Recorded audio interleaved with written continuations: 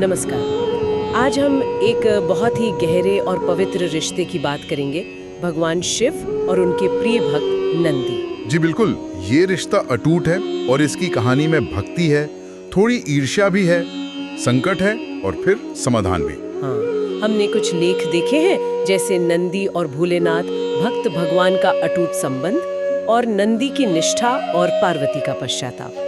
इन्हीं के आधार पर हम आज इस पूरे मामले को समझने की कोशिश करेंगे। बिल्कुल, और हमारा उद्देश्य यही है कि शिवजी, जिन्हें हम भोलेनाथ या शंकर भी कहते हैं, और नंदी के बीच के रिश्ते की परतें खोलें। मतलब नंदी का क्या महत्व है ये समझें, और कैसे भक्त और भगवान का संबंध हर मुश्किल को पार कर लेता है। तो मुख्य पात्र है महादेव शिव, देवी पार्वती और नंदी जी।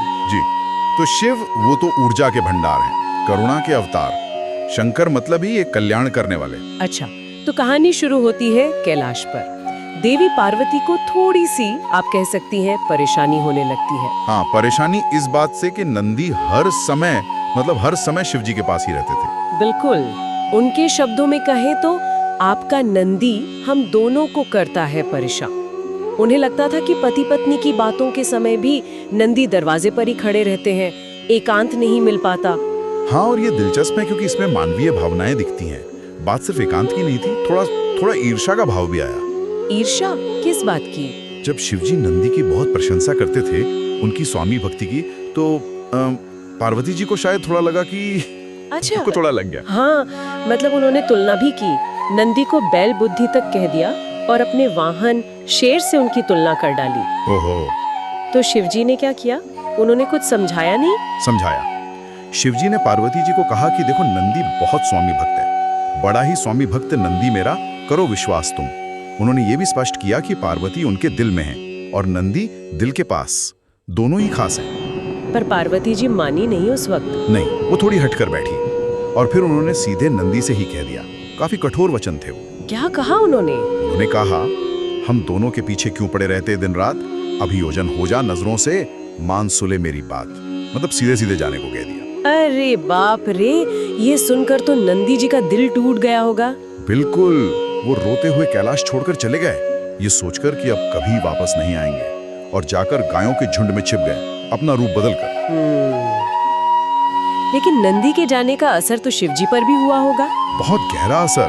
शिवजी जो स्वयं ऊर्जा के भंडार हैं, नंदी के जाने से इतने दुखी, इतने व्यथित हुए कि उनके शरीर का ताप, उनकी ऊर्जा अनियंत्रित हो गई। अनियंत्रित मतलब इतनी प्रचंड ऊर्जा कि पुराणों में कहा गया है, तीनों लोक लगे जलने, जैसे सैकड़ों सूर्यों की आग एक साथ लग गई हो।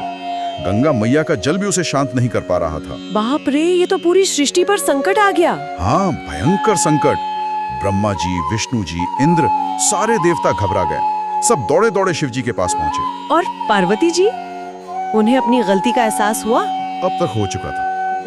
उन्होंने माना कि ये जो हो रहा है इसमें नंदी के जाने का ही हाथ है। उन्होंने कहा, मुझको तो नंदी का इसमें लगता है कोई चाह। मतलब उन्हें समझ आ गया था। तो फिर सबने मिलके नंदी जी को ढूंढा होगा। जी, देवताओं ने धरती छान मारी, गोलोक गए, पाताल लोक तक खोजा, नारद जी ने भी मदद की, पर नंदी कहीं नहीं मिले, वो छिपे हुए थे। अच्छा, तो फिर कैसे मिले वो? आखिर में कामधेनु गाय ने अपनी दिव्य दृष्टि से उन्हें गायों के झुंड के बीच चलते हुए देखा।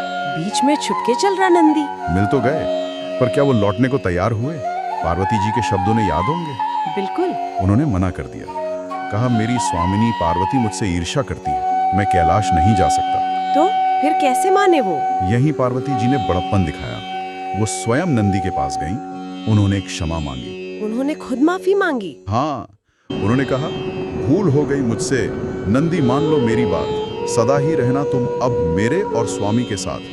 अपनी जिद छोड़कर उन्होंने भक्त का मान रखा। और नंदी जी मान गए? वो तो भोले भट्ट ठहरे, मान गए। और जैसे ही कैलाश लौटे, उन्होंने शिवजी के शरीर से निकल रही वो सारी भयानक ज्वाला, वो ऊर्जा अपने अंदर समाहित कर ली। कमाल है। मतलब नंदी में इतनी क्षमता थी कि वो शिव की उस प्रचंड ऊर्जा को सोख सके। हाँ, यही उनकी अद्वितीयता है, केवल वही ये कर सकते थे।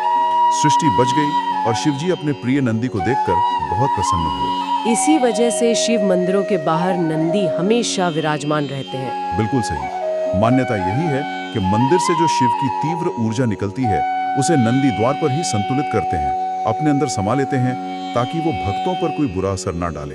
तो ये कथा असल में भक्त और भगवान के उस अटूट रिश्ते का प्रमाण है जो मानवीय भूलों से भी ऊपर है। जी, और कहते हैं कि इस कथा को सुनने या कहने वाले भक्त हर तरह के भय से मुक्त हो जाते हैं। और ये हमें सोचने पे भी मजबूर करती है ना, कि सच्ची भक्ति क्या ईश्वरीय गलतफहमियों को भी सुलझा सकती है। बिल्कुल।